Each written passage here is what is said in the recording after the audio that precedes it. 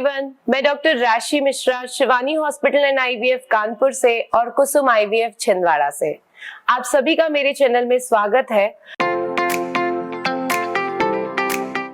आज health awareness series को आगे बढ़ाते हुए हम बात करने वाले हैं थायराइड डिसऑर्डर्स इन फीमेल्स में।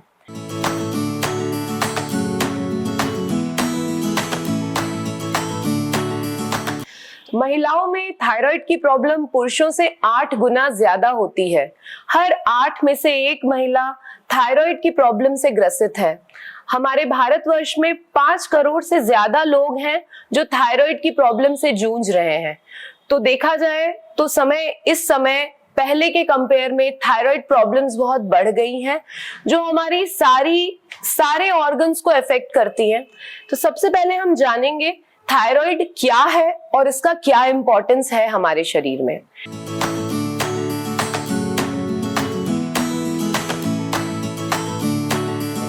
थायराइड की ग्रंथि हमारे गले के सामने आहार नली और श्वास नली के सामने स्थित होती है। ये तितली आकार की होती है और ये हमारे शरीर के सभी अंगों को सही तरीके से काम कराने के लिए जरूरी है। मेटाबॉलिज्म, जो हमारी बॉडी का मेटाबॉलिज्म होता है, ये पूरी तरह से थायराइड ग्लैंड पर ही डिपेंडेंट होता है। ब्रेन, आंतें, ओवरीज, सारे ऑर्गन्स, हार्ट, सारे ऑर्गन्स का वर्किंग थायराइड डिसाइड करता है। उनको सही ढंग से काम करने के लिए थायराइड ग्लैंड का इंपॉर्टेंस है। तो जब थायराइड ग्लैंड की परेशानी आती है तो हमारी दिनचर्या बुरी तरह से अफेक्ट होती है क्योंकि यह सारे ऑर्गन्स को अफेक्ट करेगा। थायराइड ग्लैंड सामान्यतः 2 हार्मोन निकालती है, T3, T4, और इसे कंट्रोल करने के लिए ब्रेन से हार्मोन निकलता है TSH, thyroid stimulating hormone. Thyroid disorder 2 तरीके के हो सकते हैं, हाइपोथायराइडिज्म और हाइपरथायराइडिज्म। हाइपो वर्ड का मीनिंग है कम, थायराइडिज्म मतलब थायराइड की कम वर्किंग। जब थायराइड ग्लैंड कम काम करेगी तो T3, T4 कम आएगा और ब्रेन ज्यादा TSH सिक्रीट करेगा, निकालेगा, TSH का लेवल बढ़ा हुआ आएगा।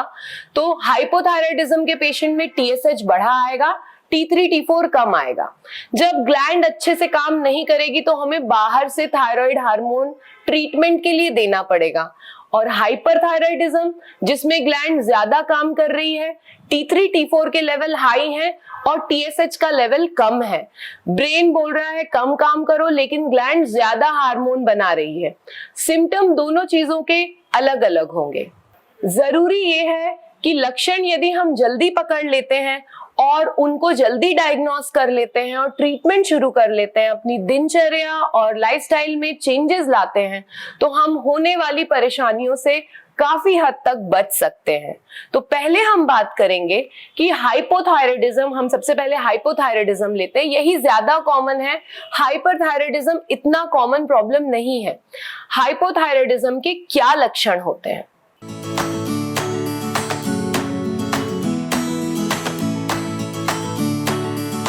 जैसा कि मैंने बताया, थायराइड ग्लैंड हमारे शरीर के सभी अंगों के फंक्शन के लिए, काम को ठीक से करने के लिए जरूरी है। तो जब थायराइड ग्लैंड अपना प्रोडक्शन हार्मोन का सही ढंग से नहीं करेगी तो सभी अंग अफेक्ट होंगे। पेशेंट, हाइपोथायराइडिज्म के पेशेंट को थकान महसूस होगी, वजन बढ़ने लगेगा, उसे डिप्रेशन लग सकता है, त्वचा खुश्क, ड्राई स्किन हो सकती है, हेयर फॉल हो सकता है, पीरियड में अनियमितता हो सकती है, जल्दी आ सकता है पीरियड या देर से आ सकता है। पेशेंट थोड़ा सा काम करने में थक जाएगी क्योंकि उसका बेसल मेटाबॉलिक रेट थायराइड की कमी की वजह से घट जाएगा। थायराइड के पेशेंट चिड़चिड़े, आसानी से चीजें रख के भूल जाते हैं या थोड़े से डिप्रेशन के शिकार होते हैं, अपनी प्रॉब्लम से कोप अप नहीं कर पाते हैं, डिप्रेस साउंड करते हैं, चीजों को करने की एनर्जी कम रखते हैं। इसके अलावा पेशेंट मांसपेशियों मतलब मसल्स में बॉडी एक, बोन पेन और कॉन्स्टिपेशन के साथ भी प्रेजेंट कर सकती है जब उसे हाइपोथायराइडिज्म की प्रॉब्लम शुरू हो रही हो। कुछ पेशेंट केवल ब्लड में कोलेस्ट्रॉल के लेवल डिस्टर्बेंस के साथ में मिलते हैं और वो बेसिकली हाइपोथायराइडिज्म के पेशेंट्स होते हैं। इसके अलावा वजन घटाने के लिए कोशिशें की जा रही हैं लेकिन वजन टस से मस नहीं हो रहा है और बढ़ता चला जा रहा है, इन पेशेंट्स को भी अपने थायराइड लेवल्स की चेकिंग करानी चाहिए। जैसा कि मैंने बताया, थायराइड की प्रॉब्लम 8 गुना ज्यादा कॉमन है फीमेल्स में और यंग फीमेल्स में ज्यादा कॉमन है। मासिक धर्म की, मेंसेस की इररेगुलरिटी, जल्दी आना, ज्यादा आना, पेनफुल होना, ये सब हो सकता है हाइपोथायराइडिज्म के पेशेंट में। इन पेशेंट्स में प्रेगनेंसी आती है तो मिसकैरेज का रिस्क ज्यादा होता है या इनफर्टिलिटी की प्रॉब्लम्स भी ज्यादा होती है, क्योंकि थायराइड ग्लैंड का direct connection ovulation, ovulatory function, अंडाशय के फंक्शन और यूट्रस को प्रेगनेंसी जोड़ने में जो मदद वाले हार्मोन्स रहते हैं उनको रेगुलेट करने में होता है। तो यदि थायराइड डिस्टर्ब रहेगा तो इनफर्टिलिटी और मिसकैरेज दोनों चीजें हो सकती हैं। यदि अर्ली पीरियड में, शुरू के 3 महीनों में, पहली तिमाही में यदि थायराइड लेवल्स डिस्टर्ब रहते हैं तो उन पेशेंट्स में, बच्चों में लो आईक्यू, मेंटल प्रॉब्लम्स होने की भी रिस्क होती है। तो थायराइड एक बहुत जरूरी हार्मोन है जो स्पेशली रिप्रोडक्टिव एज ग्रुप की महिलाओं के लिए सही लेवल में होना बहुत जरूरी है। तो ये तो हुए इंसिडेंसेस, कितना कॉमन है, क्या है थायराइड, क्या लक्षण होंगे आपको और कब आपको डॉक्टर को कंसल्ट करना है।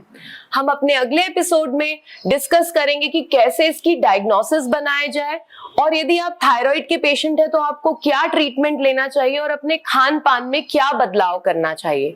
तो इसको जानने के लिए हमारा नेक्स्ट एपिसोड जरूर देखें। Thank you so much.